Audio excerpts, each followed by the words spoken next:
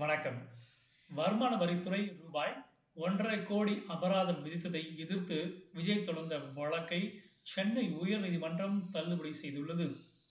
நடிகர் விஜய் தனது நடிப்பில் வெளியான புலி பட வருமானத்தில் ரூபாய் 15 கோடியை கணக்கில் காட்டவில்லை என வருமான வரித்துறை புகார் கூறியிருந்தது. இவ்வாறு வருமானத்தை மறைத்த குற்றத்திற்காக வருமான வரித்துறை ரூபாய் 1,50,00,000 கோடி அபராதம் விதித்தது.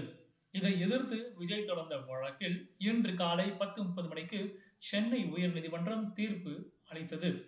விஜய் தொடர்ந்த மனுவை தள்ளுபடி செய்த உயர்நீதிமன்றம் விஜய்க்கு வருமான வரித்துறை ரூபாய் 1,50,00,000 கோடி அபராதம் விதித்தது செல்லும் என தீர்ப்பு அளித்தது. அரசியல் கட்சி தொடங்கியுள்ள விஜய்க்கு இந்த தீர்ப்பு பின்னடைவாக பார்க்கப்படுகிறது.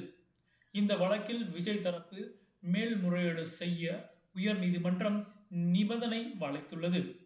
கால வரம்பை தவிர்த்து எஞ்சிய அம்சங்கள் தொடர்பாக வருமான வரி மேல்முறையீட்டு தீர்ப்பாயத்தில் விஜய் முறையிடலாம் என உயர்நீதிமன்றம் தெரிவித்துள்ளது. நன்றி.